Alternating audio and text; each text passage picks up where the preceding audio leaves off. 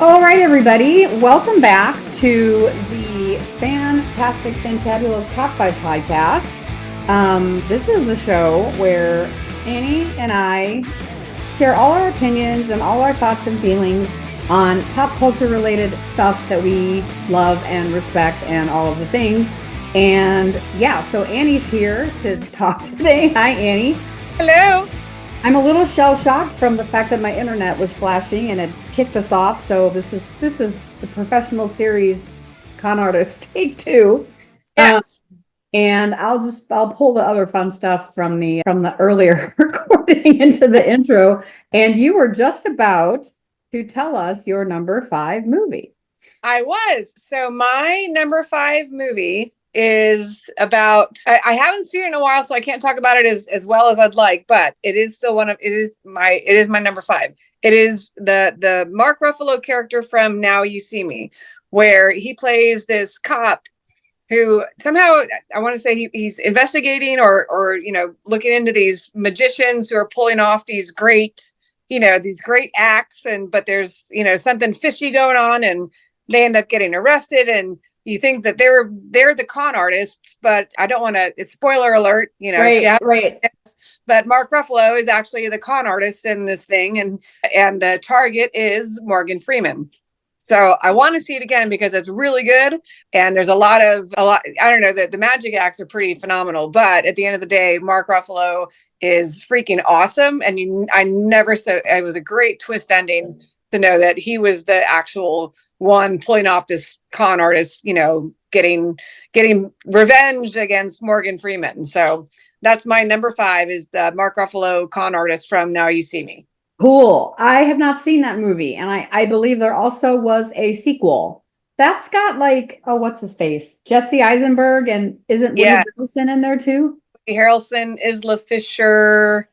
Who's the fourth? He's such a cutie pie. Dadgummit. Now I gotta look it up.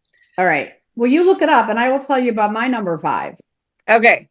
I'm going to go. All right, Dave Franco. Sorry. Dave Franco. Yeah, Franco. not James Franco. Dave That's Franco, the little brother. Dave. Yes. Little brother Dave. All right, cool.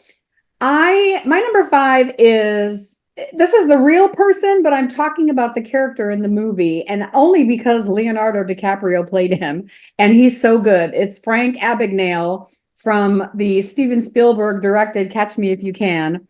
I positively love this movie. It's funny and tragic and heartbreaking all at the same time. Great performances by Leo and Tom Hanks and Christopher Walken. If you don't know the plot of this story and this real life dude, Frank Abagnale's dad was a bit of a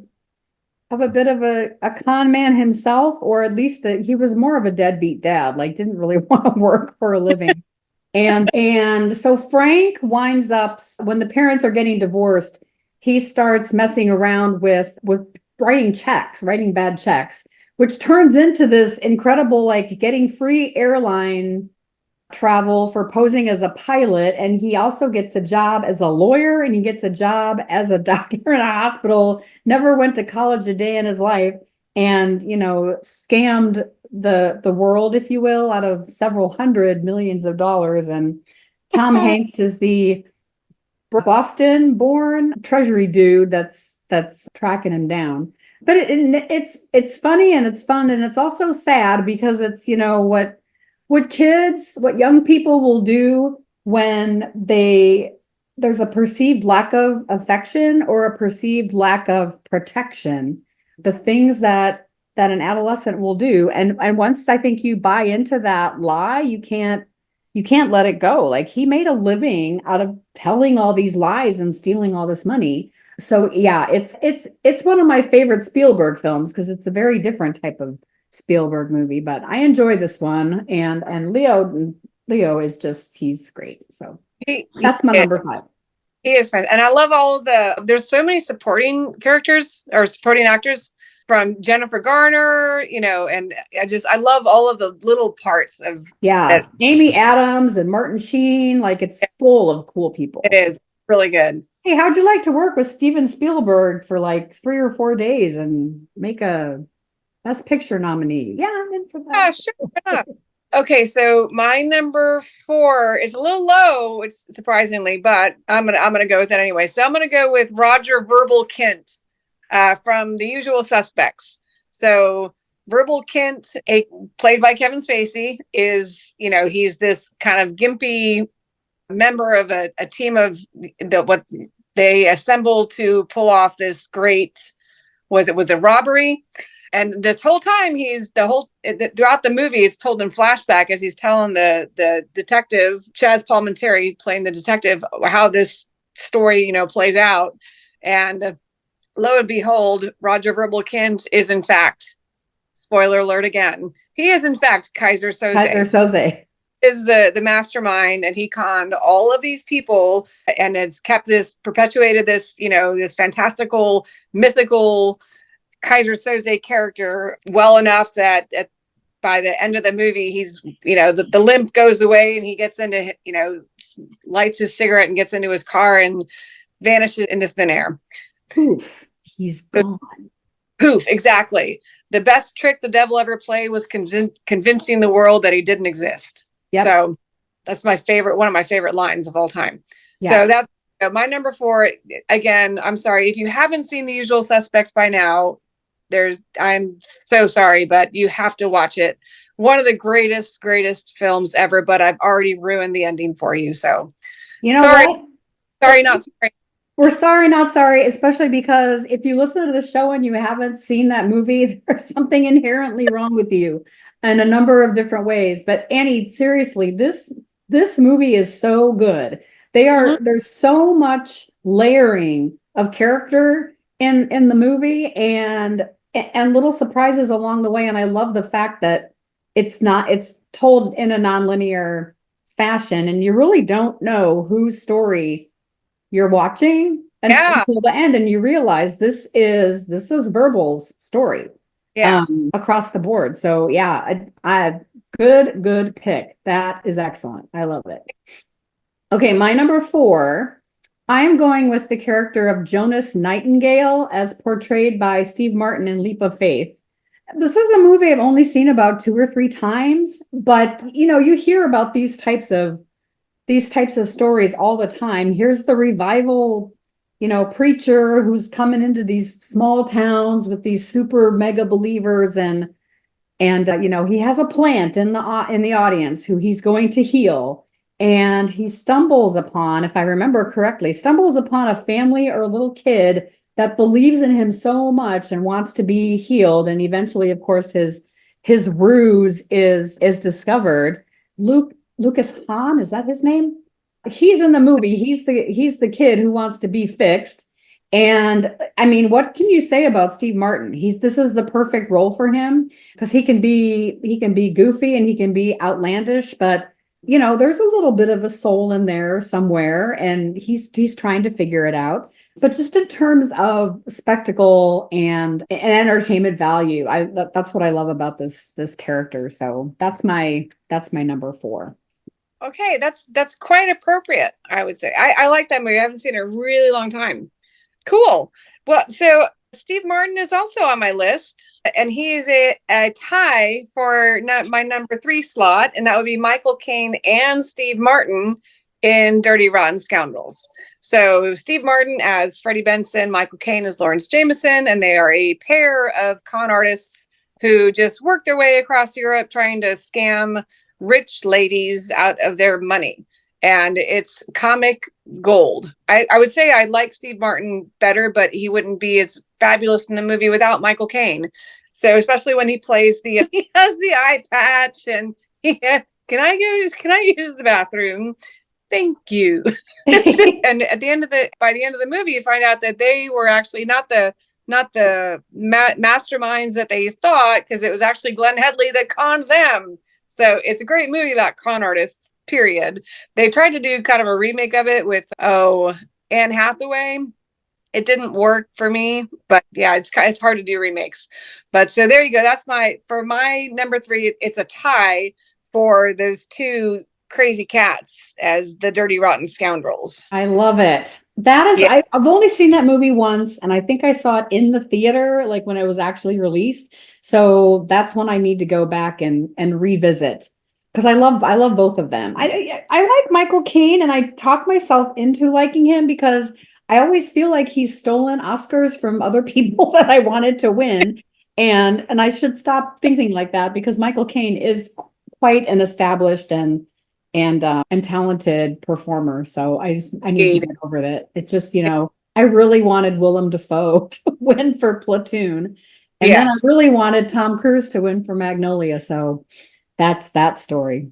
Yep. Okay, my number three, and you're gonna think, oh, this is low for you, Chris, but I guess I have a reason because my number two and my number one, for some reason, just blow everything out of the water for me. But I'm going with Henry Gondorff as portrayed by Paul Newman in The Sting.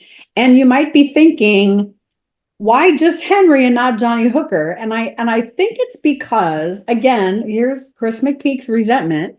The only person that got an acting nod in that film is Robert Redford, and I always thought Paul Newman was so much better than he was. I guess that's just a personal bias of mine. But when I think about, like, Robert Redford is Robert Redford through the whole movie, nothing really changes. But when Gondorff is portraying the Henry Shaw person, and he goes from, gets on the train and he's going to get in this poker game and he's tipping all this money and he's dressed to the nines. By the time he shows up at the game, he's like revealed himself to be this, uncouth, hapless drunk who burps and smokes and turns out to be a heck of a poker player. So I think the character for me moves a lot slicker than Johnny Hooker does. I don't know. That is my thing.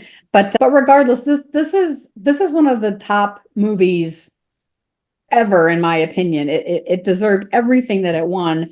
And I have to tell you, I was listening to this book about The Exorcist, and not just the original Exorcist, but the whole legacy of films. And I almost stopped listening because the author made this point of saying that here's this movie that like changed horror movies and changed the box office and changed this and changed that. And it, lost Best Picture to this little mostly forgotten con movie. And I was like, what the fuck are you talking about? Have you even seen this thing? You motherfucker. I was so mad. Yeah. And everything, say all that you want to say about The Exorcist. And I echo the sentiments of almost everybody that reveres that movie. But you can't sit there and tell me that The Sting is a forgotten film, because it absolutely is not. And it is high entertainment at its finest. So Yeah. anyway, We soapbox talked over. about, yeah. I can't remember what episode or which other podcast I'm about to look. It's one of my all-time favorite movies, period. Yes. You had it on your list of your least favorite endings in a movie because of the way we watched it growing up. But Yes. Yeah. that's been a family movie night more than once. So Yes. okay, my number two, I am going with Amy Adams as Sydney Prosser in American Hustle. Nice. Amy Adams can do no wrong. I love everything she's ever done. So yes, Christian Bale was good in the movie. He had the most classic comb over, greatest hair scene ever in a movie. Yes. But just the way she pulls off this, they're forced by this FBI agent to set up a sting operation. But they're initially you just see them as their con artists as they are. But she is so freaking sexy in this, and the way she seduces Bradley Cooper it's insane.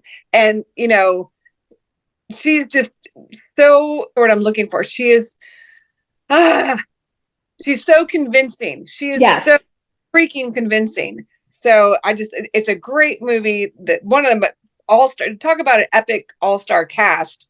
So yeah, a great movie about con artists, but Amy Adams just like steals the show from all of them. Talk about Jennifer Lawrence all you want, how sexy she is in her little white bodysuit. Amy Adams is sex in that movie, period. Yeah.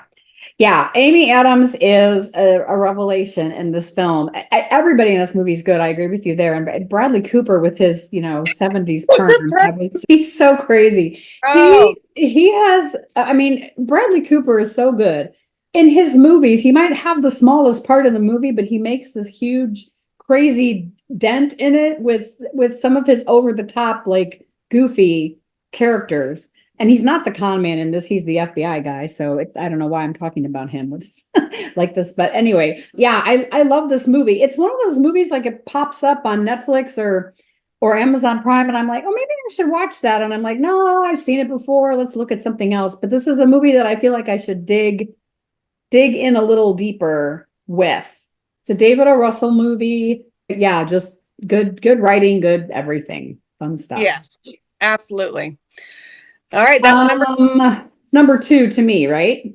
yes. Okay, so I'm going with the 1-2 punch of Roy and Lily Dillon as portrayed by John Cusack and Angelica Houston in The Grifters.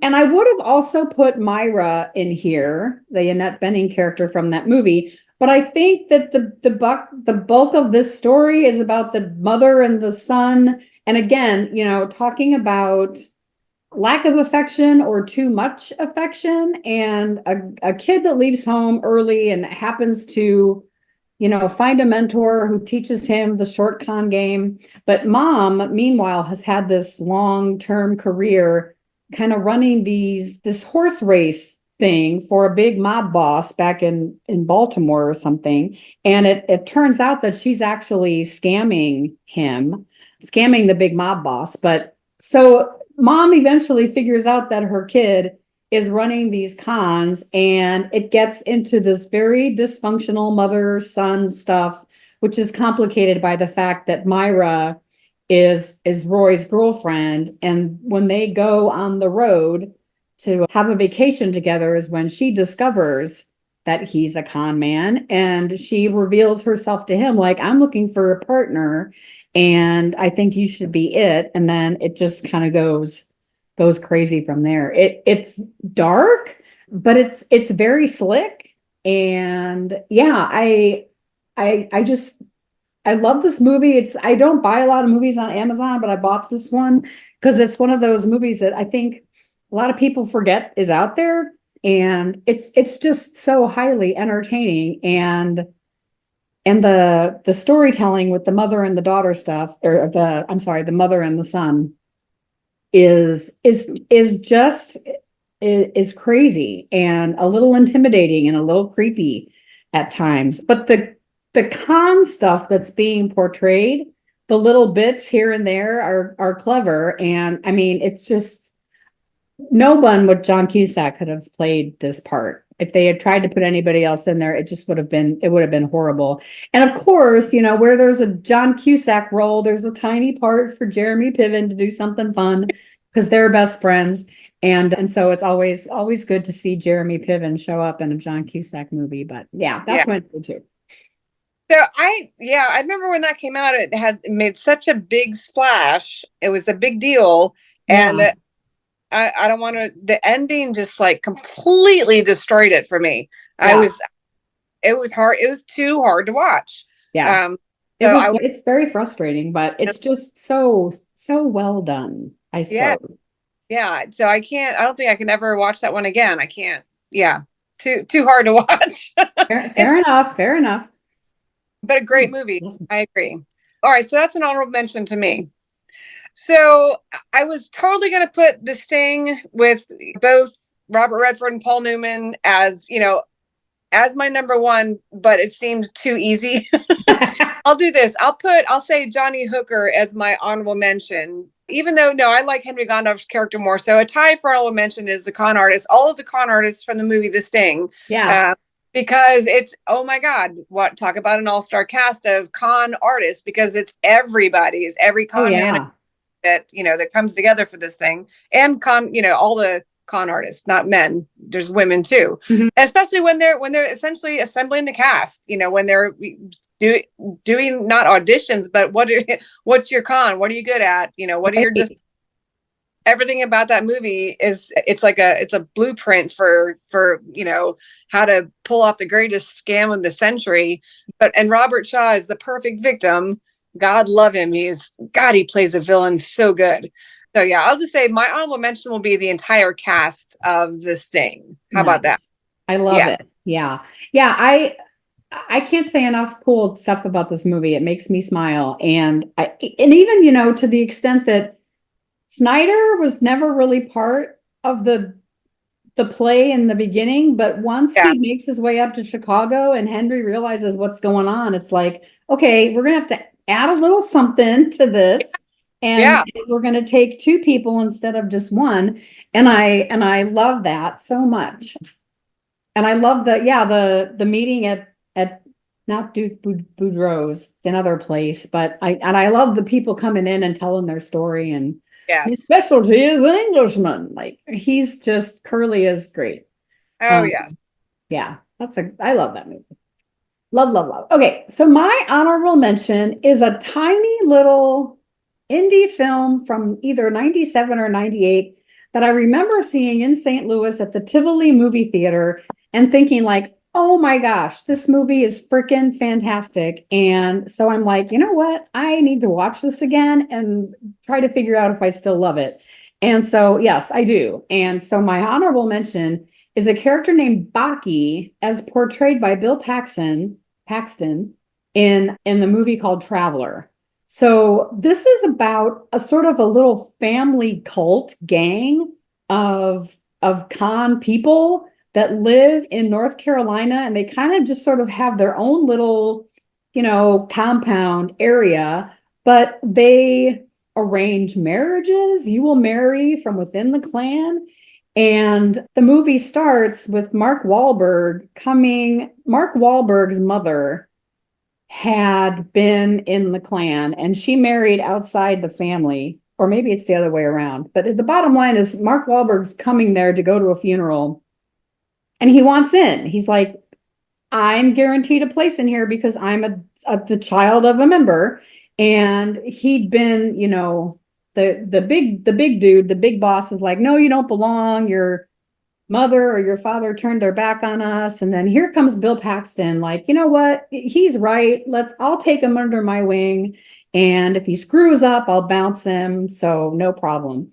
So Baki is kind of showing him the trade and the stuff that he does. And there are all these really, short con type of things. He has this motor oil in a big tub on his truck. And so he'll go to houses that have shitty driveways and say, hey, I just finished doing a driveway on the block over here, and I've got all the sealant left over. It's going to go to waste. I'll do your driveway for you. And, they pay him whatever it is they agree on, and then off he goes. And in this particular case, it starts to rain, and you see the oil starting to roll off the driveway. But then, of course, he has a change of heart. Baki has a change of heart because he cons Juliana Margulies in a bar. He and Marky Mark are, doing this together, and he falls for her, and she's like, new to ER, and this is like one of her first movies that she's making. So he winds up falling for her, and there's a daughter involved and all these things. And so it's kind of like Baki's kind of seeing his way out of this life, but Mark Wahlberg is sort of just kind of getting into it. And most people, I think, in the country are not going to remember this movie or are not ever going to have heard of it. But it's really entertaining. And if you like Bill Paxton, which, I mean, who doesn't like Bill Paxton, you've got to see this because it's really good work on his part. And it's early acting, like Mark Wahlberg wasn't a big thing yet. He was still pretty fresh off of the Marky Mark stuff. So yeah, it's fun. And Bill Paxton's character is Baki, Bokky. I don't even think he has a last name. I've never seen it. I've heard of it, but I've never seen that movie, so it's on my list. Can I just say I love Bill Paxton? Yes. And I was so tragically heartbroken when he passed away. Yeah. And the eerie thing about that was he was getting an aortic heart valve replacement that they were supposed to be fixing his aortic valve. and that's inevitably how he ended up dying.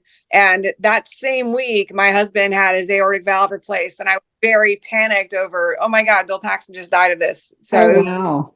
a weird, like, strange thing. But everything he's been in, I freaking love him in. So yeah, I one of my favorite all time. So I have to see that movie now. Sorry. Yeah, you'll really like it. It's highly entertaining. Yeah. We Well, have a photo bomber in the picture. he is Hudson from Aliens, so that's all I have to say about that. You, Okay. you know your daughter's in the room. I do, yes. Hi. I saw her. I saw her. It's creepy behind you. Okay, so my number one, kind of old school. I'm doing a throwback, but it is one of the greatest con artists it's of all time, and it is none other than Professor Harold Hill from The Music Man. So Robert Preston is this con artist, goes into these little small towns, going to start up a marching band, and gets all the money for the kids' instruments, and then usually he bails and goes, that's what he does, and he is the Music Man. And then he makes the mistake of falling for Marion the librarian, and somehow there's the happy ending, and he sticks around. And I don't know how at the end of the movie there's this magic parade with all of these band members, but it happens.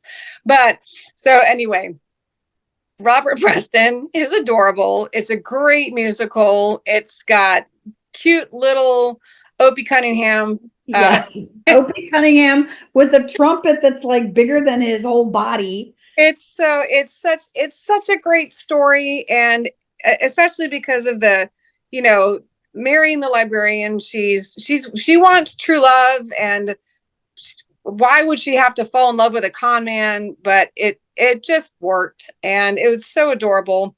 And Robert Preston is just it's just fantastic. Yeah. The music is great, and it's a great con. It's just a great con story. So that's it. That's all I have to say about that. That's my number one, is Professor Harold Hill. That's beautiful. I've seen that movie a couple of times, but for me, Music Man is so endearing because when I was a junior high school, we had these fun electives on the trimester basis, and I took something that was just called musicals. That's all it was. I had no idea what was going to be happening in this class. But we basically, you take the class and you would be paired with a handful of other students. You would learn a skit from a movie musical, and then you would practice and rehearse it and then play it for the class. And then they would do a tour. They would pick the best performance of the class, and they would go on tour to all the area grammar schools.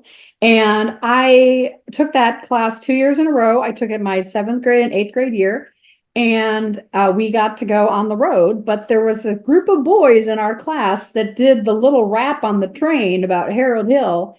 They performed that, and like, these are 7th graders. Like, yeah, these are young people that are barely, balls have not dropped yet, voices are not low, and they're doing this skit. And it was just, every time I think of the Music Man, I think about these guys and doing this skit in musicals class. I love it. It was just really mind-blowing. Yeah. And then Charles and I will pull the whole, he'll say something that starts with, he'll say that's, we've got trouble. This is going to be trouble. And I'll say, right here in River City with the capital T, and that rhymes with P, and that stands for pool. Pool. I just get so tickled about that. And so we roll into that all the time. I hear the word trouble, that's my immediate response. Yep. Right here. Right here in River City.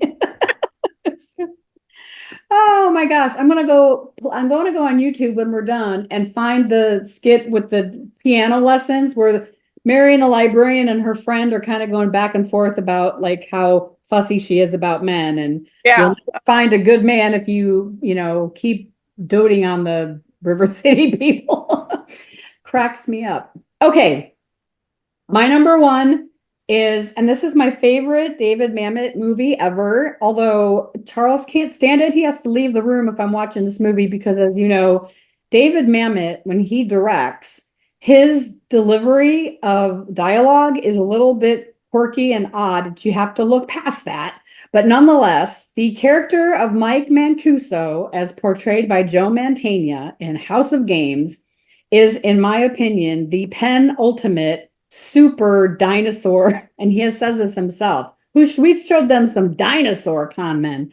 I fucking love this movie so much. It is so dark and grainy, and all of the, typical old school David Mamet people are in it. So you've got Ricky Jay, who's the magician, and you've got, what's his name? William H. Macy is in it. Lindsay Krause plays the psychiatrist who is the victim of, she gets conned actually twice.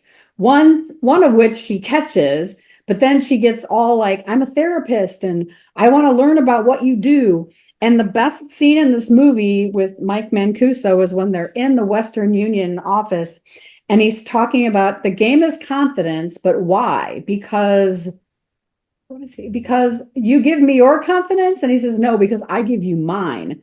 And he talks about this whole notion of a perfect stranger is going to come through that door. And because I give him my confidence, he's going to give me his money. And that is just the way that it works. And, when she realizes that she is being conned and being conned big time, she just like her whole soul of herself just, falls out, and she takes down all her diplomas in her office and she's going to go throw everything away.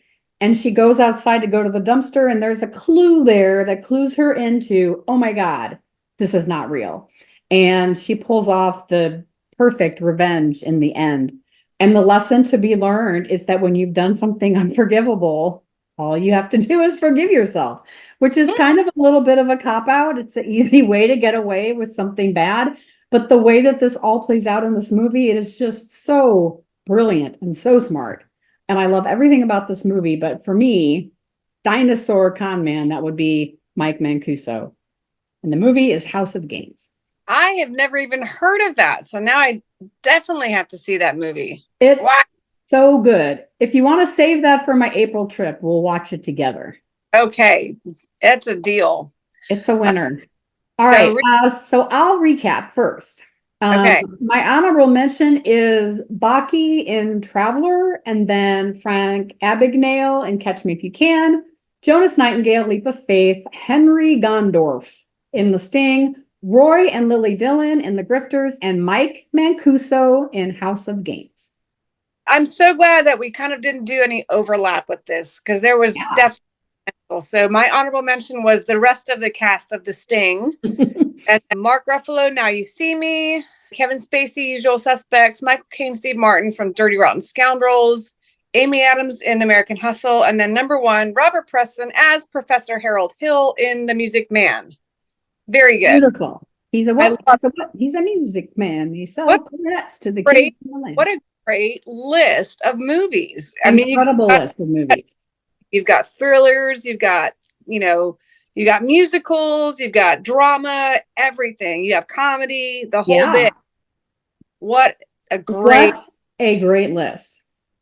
So listen up, people. Go get yourself some credits on Amazon or whatever and go rent some movies, because we have given you quite a list. And this, these are not all contemporary films. These go back.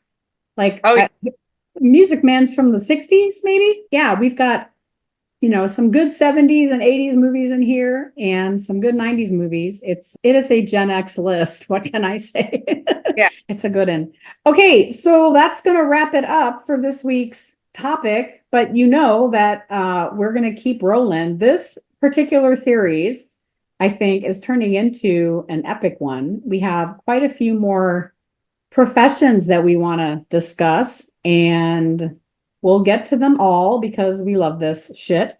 And we're so grateful that you do too. So again, if you like the show, share it with a friend, or even more so, leave a rating and review. And if you happen to catch us on YouTube, then we want for you to, I don't know the lingo, hit the notification button and subscribe to this channel, and then you'll get all of the lovelies as they are posted a bit irregularly. I try to post the podcast first and then do the YouTube later because it takes more time. But regardless, that's our show. And we are forever grateful that you listen to us every week-ish. So for Annie Pruitt, I'm Chris McPeak. We'll catch you on the next one. Oh, he's using filters. Good girl. No, I didn't do that.